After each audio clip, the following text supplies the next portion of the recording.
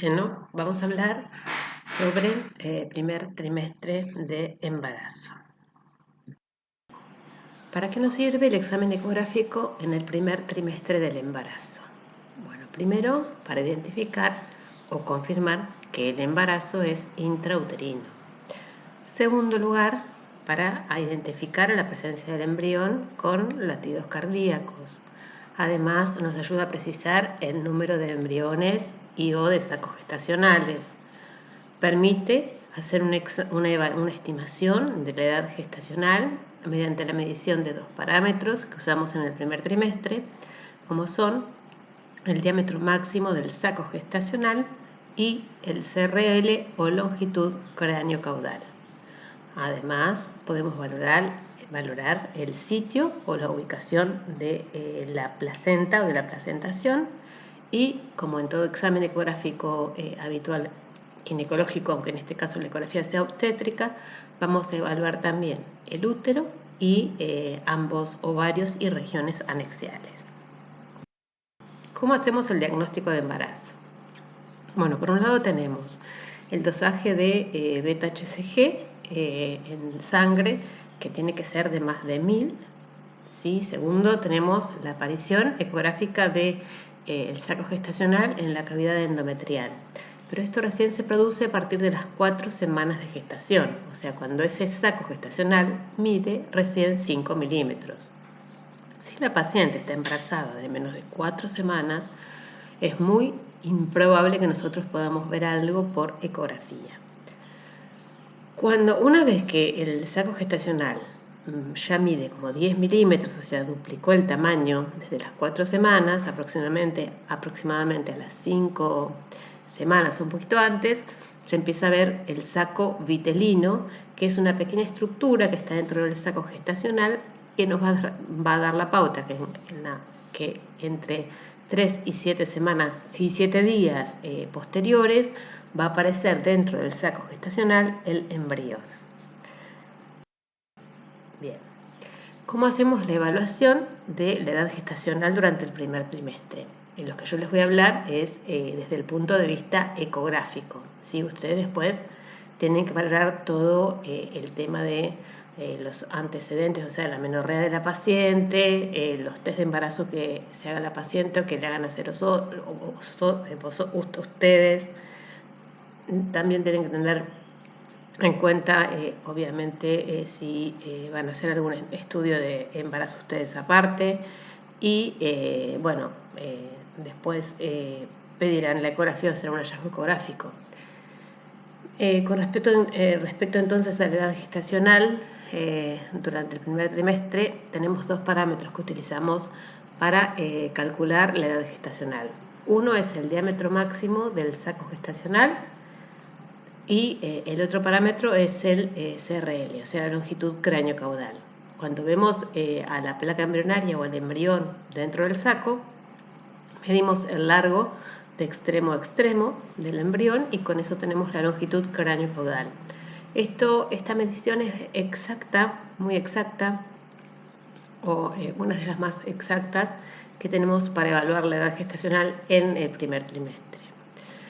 ¿Cómo se ve un saco gestacional por ecografía? Es una imagen anecoica o líquida, ¿sí?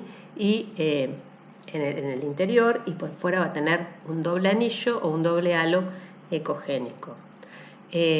Además, cuando aparece el saco vitelino, lo vamos a ver, obviamente, dentro del saco gestacional, como una pequeña imagen redondeada, anecoica, que tiene una fina pared ecogénica y en general los sacos vitelinos normales miden entre 3 y 6 milímetros.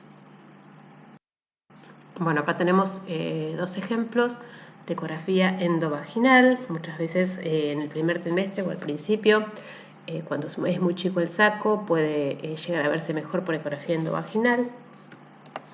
Y ustedes están viendo acá este corte sagital o longitudinal del útero a nivel de la cavidad endometrial y en el fondo, y generalmente la localización del saco es excéntrico. Esto quiere decir que no está exacto en la línea media, sino que está hacia uno u otro lado del fondo de la cavidad endometrial. Miren, este es el saco, es una imagen anecoica y acá se ve el doble halo ecogénico que decíamos que es característico del saco gestacional. Este sería entonces, dijimos, un corte longitudinal y este sería un corte de tipo axial, donde estamos observando y está medido el saco gestacional, que es esta imagen anecoica que ven acá, y acá tendría su halo ecogénico alrededor. A medida que avanzamos en semanas, esta también es otra ecografía endovaginal, acá vemos, todo esto es el fondo uterino y esta sería la cavidad endometrial. Vemos que dentro de la cavidad endometrial se ve esta imagen anecoica, ¿sí? Con un realce ecogénico a su alrededor, que presenta en su interior una pequeña imagen anecoica como una vesícula de paredes finas que corresponde al saco vitelino. Dijimos que el saco vitelino precede en unos días a la aparición del embrión, así que seguramente que en unos pocos días vamos a observar un embrión dentro de este saco gestacional que va a estar generalmente pegadito al saco vitelino. Fíjense que esta ecografía corresponde a un saco de 5 semanas y 5 días. Ven cómo acá pusieron, bueno, muchas veces en lugar de hacer el diámetro máximo del saco gestacional se hace el diámetro promedio del saco gestacional. Esto es, se hacen cortes longitudinales axiales y se toman las 3 medidas del saco y se saca un promedio, y ese promedio es el que nos da las semanas de gestación. ¿Está bien? O sea que valen las 2 mediciones del saco, tanto el diámetro máximo como el diámetro promedio del saco gestacional. Bien, el embrión entonces va a aparecer aproximadamente a la 6ª semana. Por ecografía endovaginal a veces es más fácil de ver. Hoy por hoy, con la resolución que tienen los equipos que utilizamos para hacer ecografías, muchas veces vemos embriones ya de 5 semanas, entre 5 y 6 semanas, pero en general aparece a partir de la 6ª, 7ª semana. Como se ve primero como una fina línea ecogénica que es doble al principio y a medida que va avanzando, o sea que va creciendo, va adquiriendo más forma, ¿sí? Hacia las 8 semanas ya tiene forma como de un poroto. Uno puede reconocer un extremo más cefálico y algo alargadito que parece más el cuerpo, y entonces uno puede diferenciar el polo cefálico del polo caudal. Cuando recién se ve, mide aproximadamente 5 milímetros a las 6 semanas y va a crecer 1 milímetro por día. Acá tenemos entonces otra ecografía endovaginal, donde estamos observando y enfocando un fondo uterino, y miren cómo en ese fondo uterino se ve el saco gestacional. Esta es la reacción decidual que existe alrededor. Tenemos nuestro saco gestacional y en el interior ustedes tienen el embrión en el que está midiendo el CRL. Acá dice LCC, que es longitud cráneo caudal, y es lo mismo, ¿sí? que CRL quiere decir longitud cráneo rodilla, es lo mismo. Fíjense que acá está midiendo 7 milímetros y corresponde a 6 semanas y 4 días. Ven que acá lo vemos como una placa, como una imagen alargada, ¿sí? No tiene mucha forma, pero bueno, corresponde entonces esta a la imagen embrionaria dentro del saco gestacional. A medida, miren qué pasa, que va creciendo el embrión. Acá estamos viendo, bueno, miren también que crece el saco, un saco gestacional, con todo esto que lo rodea, bien ecogénico, que sería toda la reacción decidual, ¿sí? Después, más adelante, va a aparecer la zona de placentación y observamos un embrión que ya tiene mayor tamaño que el embrión anterior. Miren que mide casi 1,5 centímetros y que corresponde a un embrión de 7 semanas y 6 días. Acá también ya podemos reconocer, estamos cercanos a las 8 semanas, cuál es el polo cefálico y cuál es el polo caudal. Acá miren cómo se ve el esbozo, digamos, primitivo de lo que es el cerebro, parte del cerebro, que se ve como esta vesícula anecoica en el interior. Y esta línea que ustedes ven rodeándolo es normal, ¿sí? Y corresponde al amnios. ¿Está? Entonces aquí está tomada nuevamente como parámetro para calcular la edad gestacional la longitud cráneo caudal, ¿sí? LSC, recuerden, o CRL. Bueno, seguimos viendo embriones, un poco más grande. Miren qué grande que está ahora el saco gestacional, aumento de tamaño. De nuevo lo vemos anecoico. Acá observamos el saco vitelino.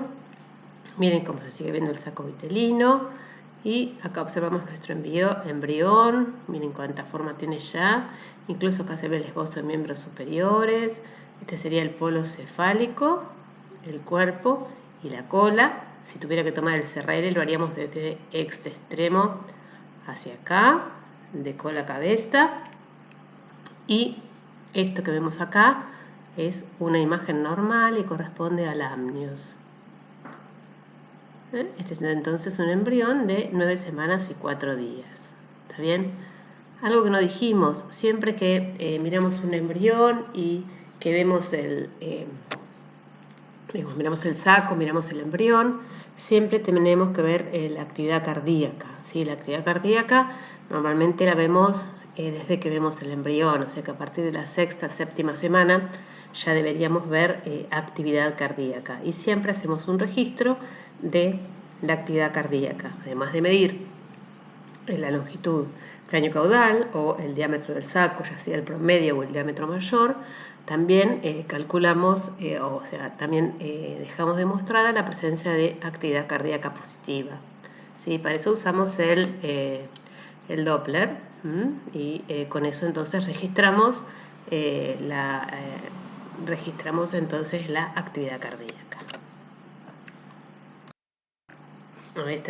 Acá en esta imagen entonces ya estamos viendo un saco gestacional grande.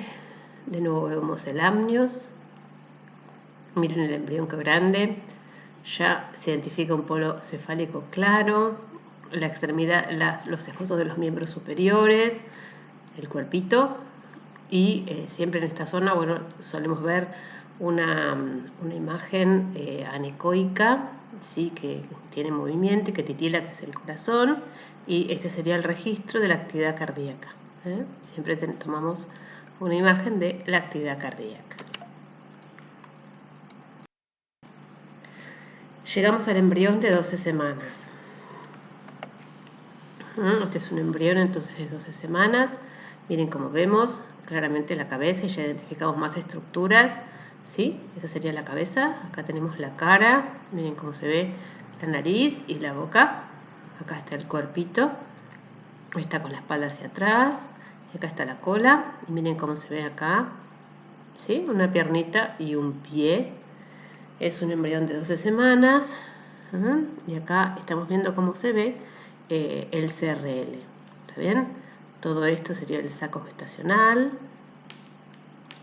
Y después, bueno, lógicamente que está frisada la imagen del bebé, vamos a buscar también, ya acá empezamos a ver a las 12 semanas los esbozos de placentación y vamos siempre a localizar hacia dónde está el esbozo placentario, o sea, si ese esbozo placentario o esa zona de placentación es anterior, si está en el fondo del saco, si es posterior, si está cerca del cuello. Todas esas cosas son también las que vamos a identificar a esta altura, a las 12 semanas. Obviamente también vamos a hacer un registro de la actividad cardíaca y muchas veces lo que también suelen pedir mucho es la medición de lo que es la translucencia nucal, que tengo imágenes creo para mostrarle ahora, que se mide en este líquido que se encuentra entre la piel y el tejido celular de la nuca, ¿sí? Es un líquido que en general mide menos de 2 milímetros y acá, si ustedes prestan atención, a nivel de la nariz se ve esta imagen ecogénica lineal, que ahora la tapó mi láser ahí, pero mírenla ustedes, que corresponde a la presencia del hueso nasal. estas dos estructuras cuando la translucencia nucal es menor de 2 milímetros y vemos el hueso nasal, es poco probable que existan trastornos cromosómicos. Si bien no es imposible, se usan como marcadores estos dos parámetros para pedir algunos otros estudios como para descartarse algún tipo de alteraciones cromosómicas.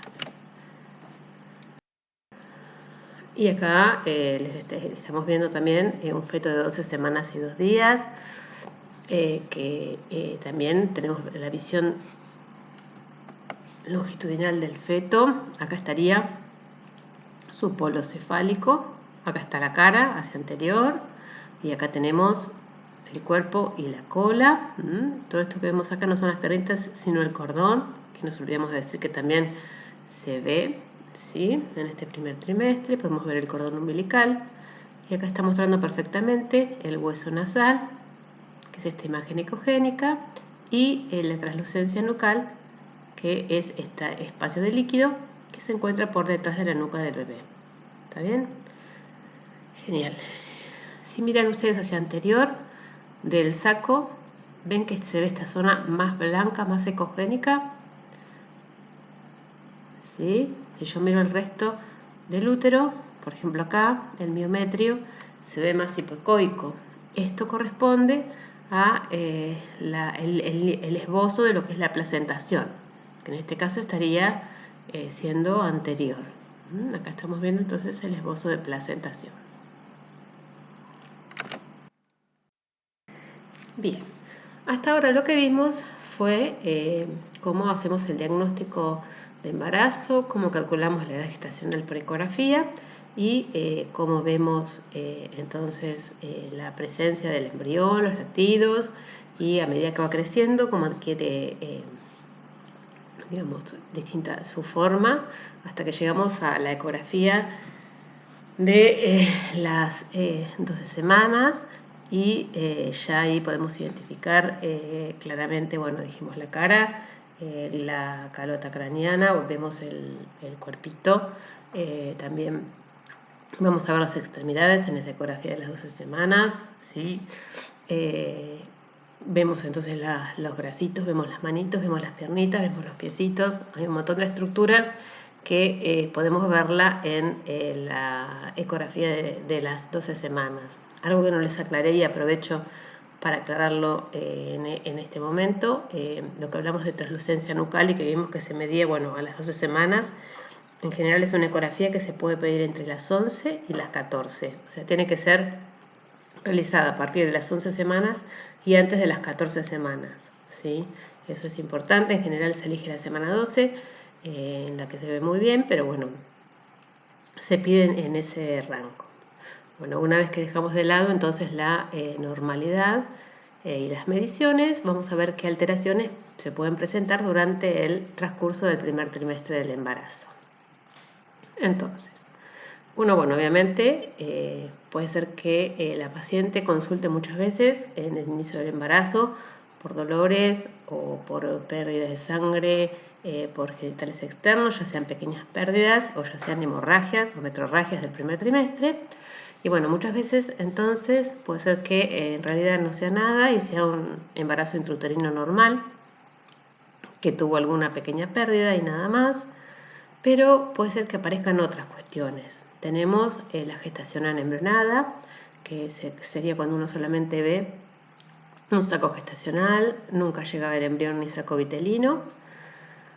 Podríamos tener un embarazo intrauterino, pero con embrión sin actividad cardíaca, eso llamamos huevo muerto y retenido.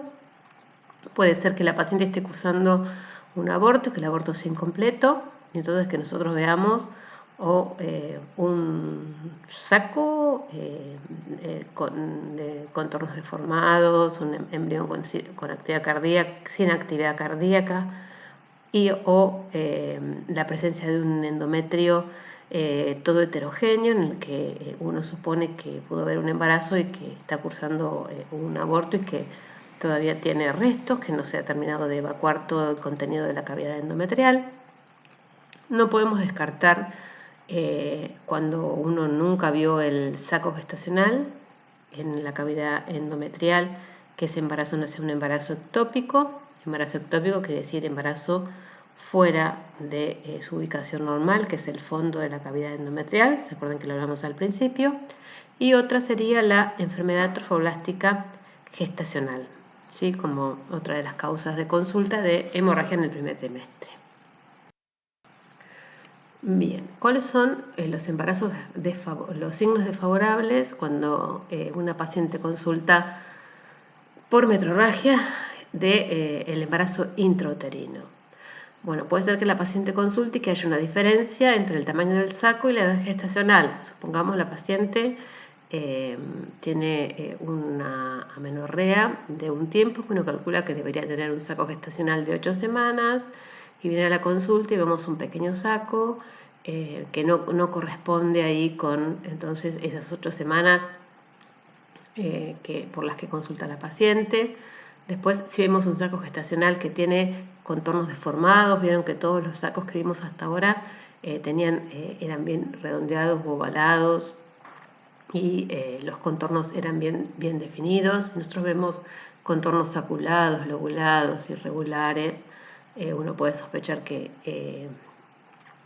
haya, digamos, esté pasando algo en ese saco. Si el saco está de localización muy baja, dijimos que lo habitual era el fondo y localizado hacia uno de los lados de la línea media. También puede ser que encontremos la presencia de hematomas asociadas con desprendimiento, que después vamos a ver ejemplos, ¿sí? De hematomas asociados con sacos gestacionales. Puede ser que veamos un saco mayor de 20 milímetros y que no tenga saco vitelino, y ahí estaríamos frente a un embarazo no embrionado. O que veamos un saco con saco vitelino que sea mayor de 25 milímetros y nunca pudimos ver el embrión. O que también a veces veamos un saco vitelino mayor de 5 milímetros, 6 milímetros, ¿se acuerdan que dijimos que era el tamaño normal? O si ese saco es completamente ecogénico y está calcificado. Acá tenemos ejemplos de ecografías con desprendimientos, pacientes que consultan por pérdida de sangre por genitales externos. En esta primera imagen, acá observamos, este sería el saco gestacional con su reacción decidual, ¿sí? Y esta sería la decidua basal. Fíjense cómo entre el saco y la decidua encontramos esta imagen de forma semilunar hipoecoica que corresponde a un hematoma. Muchas veces los hematomas se asocian con desprendimientos y esto sería el hematoma. ¿Está? En esta paciente, en este caso, también estamos viendo el saco vitelino y acá una pequeña estructura embrionaria. ¿Sí? Si la estructura embrionaria está con actividad cardíaca, obviamente que la paciente va a ir a hacer reposo y esto se va a controlar. ¿Sí? Acá vemos otro ejemplo de otra ecografía en la que observamos un saco gestacional con un embrión más grande y toda esta imagen anecoica o hipoecoica que rodea el saco, ¿sí? Acá tiene este espesor, más espesor hacia la derecha, acá tiene menos espesor, pero todo es un gran hematoma que rodea el saco gestacional. ¿Está? Acá vemos adentro el embrión, un embrión con latido. Esta paciente obviamente se la va a mandar a reposo y se va a controlar. Acá tenemos, miren cómo se ve, la vesícula vitelina o el saco vitelino. ¿Está bien?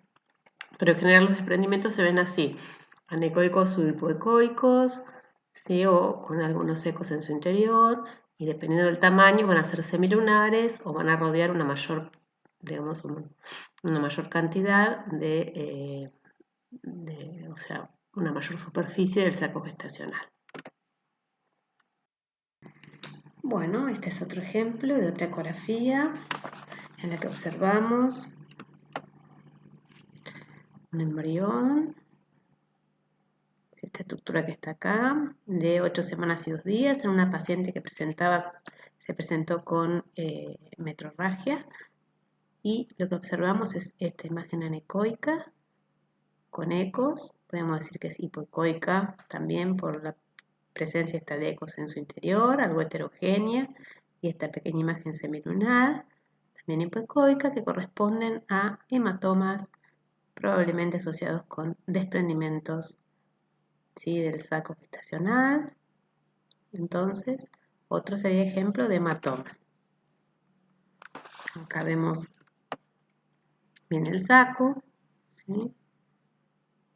Y vemos acá la decidua.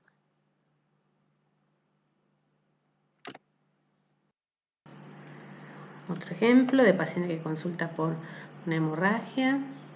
Y acá observamos un saco gestacional en el que no podemos visualizar ni saco vitelino ni embrión.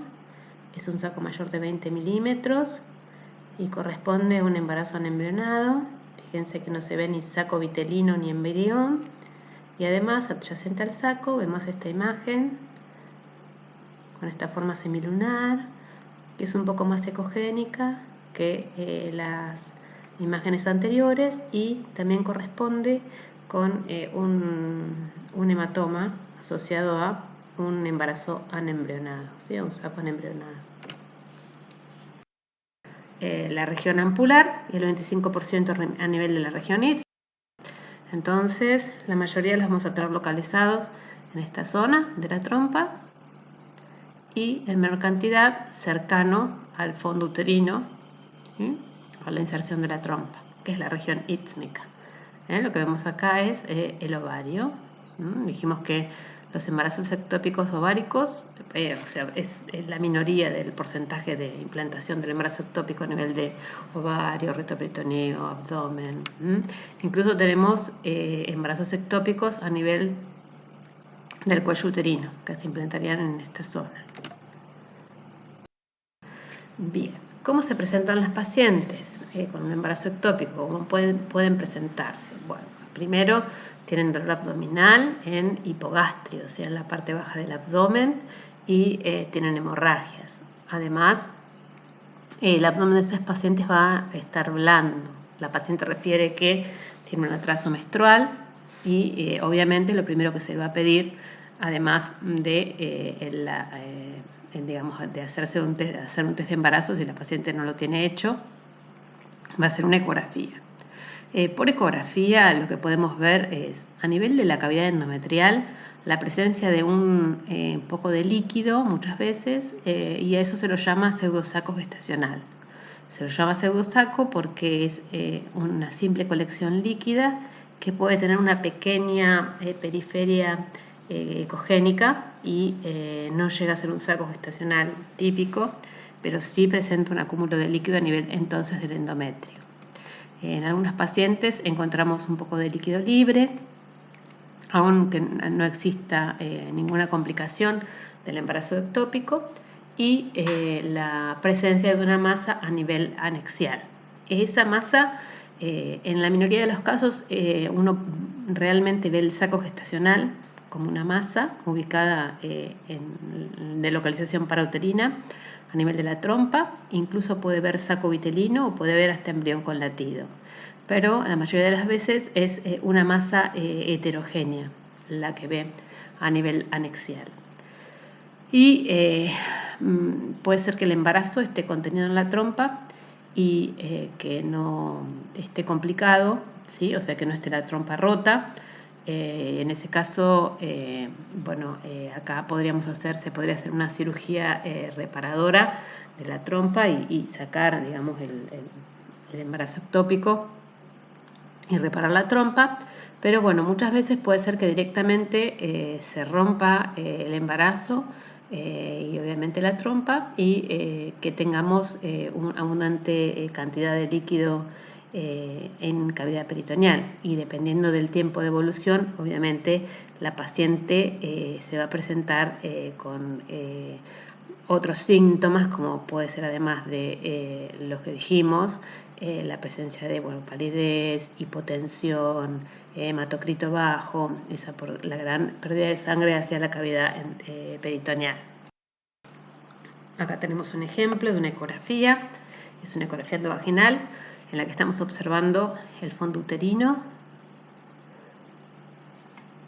Acá observamos el endometrio, miren que está engrosado, y el saco, en este caso gestacional, que hasta contiene embrión, lo observamos a nivel de la región anexial derecha, como está puesto acá.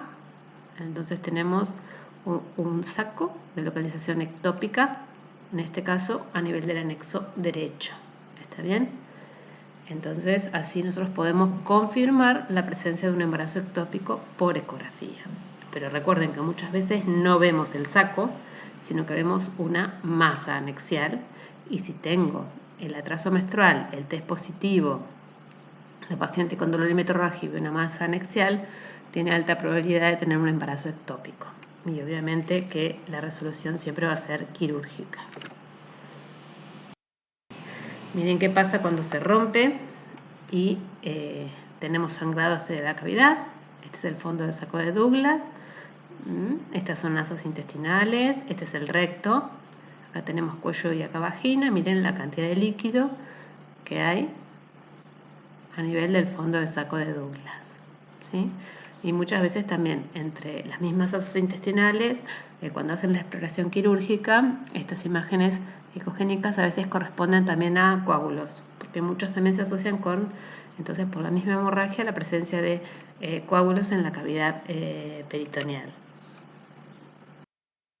Bueno, como último tema, vamos a hablar de la enfermedad trofoblástica gestacional, que es una enfermedad proliferativa del trofoblasto, ¿sí? Donde hay una alteración proliferativa del trofoblasto y que puede presentarse como una metrorragia durante el primer trimestre.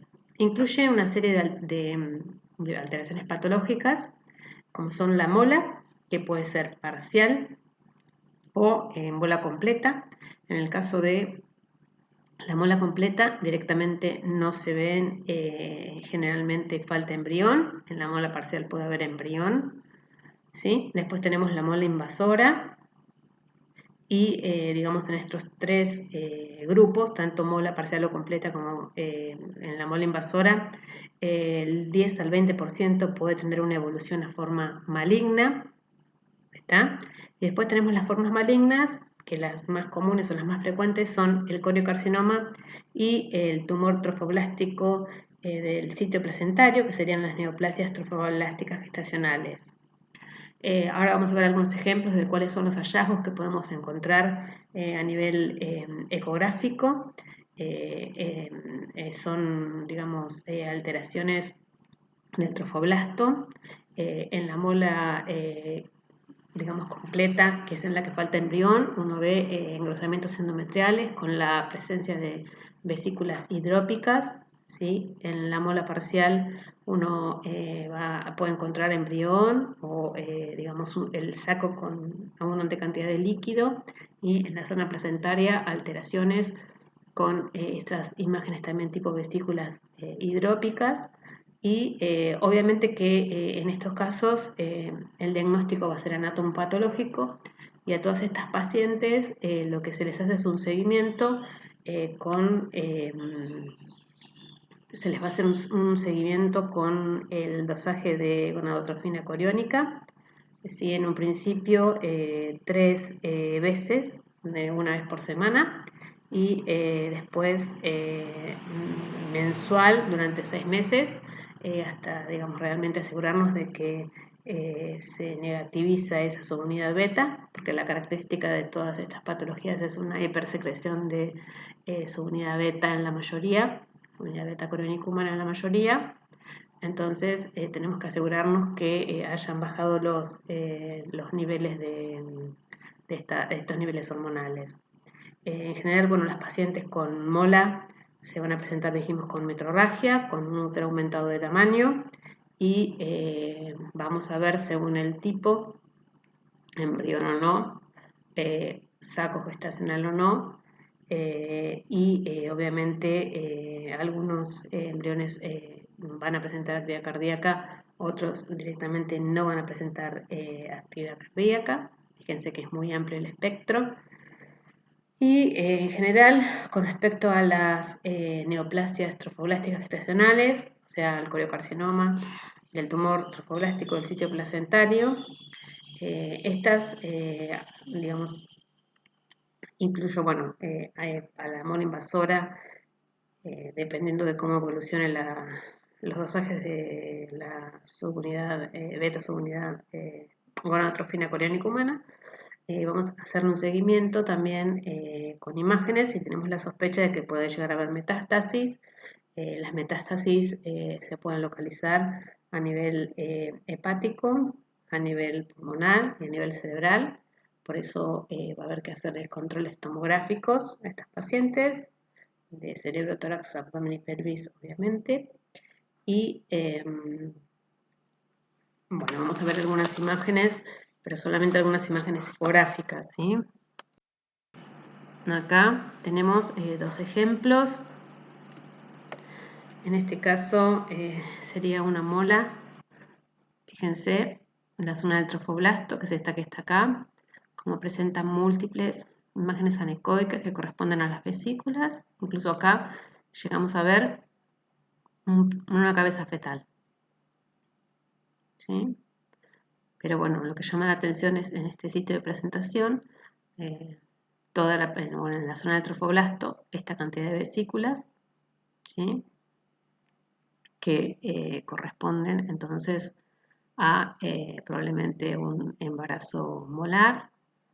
Y en este caso es la forma típica por ahí de presentación de las molas completas, en las que no observamos partes fetales ni estructuras embrionarias, pero sí una reacción decidual o trofoblástica que tiene múltiples vesículas en su interior.